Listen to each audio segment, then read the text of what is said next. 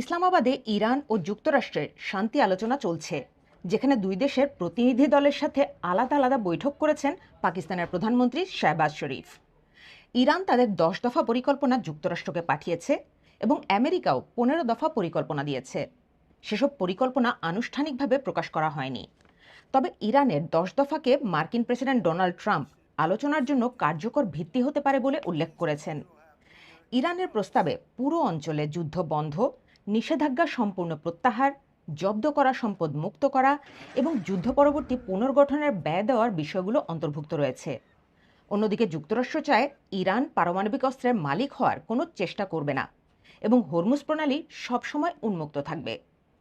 তবে আলোচনা কতটা এগোবে তা এখনও অনিশ্চিত, কারণ দুই পক্ষেরই একে অপরের প্রতি অনাস্থা রয়েছে। ইরানের পক্ষ থেকে সতর্ক করা হয়েছে, তাদের শর্ত পূরণ না হলে আলোচনা বাতিলও হতে পারে। ইরানের রাষ্ট্রীয় গণমাধ্যম বলছে, নিজেদের স্বার্থ রক্ষা না হলে আলোচনা থেকে সরে আসাও কূটনৈতিক সাফল্য হিসেবে দেখা হবে। এর মাঝে বার্তা সংস্থা রয়টার্স একজন ঊর্ধ্বতন ইরানি সূত্রের বরাত দিয়ে দাবি করেছিল যে আলোচনার আগে যুক্তরাষ্ট্র ইরানের জব্দকৃত সম্পদ ফিরিয়ে দিতে সম্মত হয়েছে। তবে একজন মার্কিন কর্মকর্তা সে দাবি অস্বীকার করেছেন বলে জানাচ্ছে বিবিসির ফার্সি বিভাগ। পাকিস্তান সক্রিয়ভাবে মধ্যস্থতার চেষ্টা চালিয়ে যাচ্ছে এবং দেশটির প্রধানমন্ত্রী শাহবাজ শরীফ ইতোমধ্যে ইরান ও যুক্তরাষ্ট্র দুপক্ষের সঙ্গে বৈঠক করেছেন।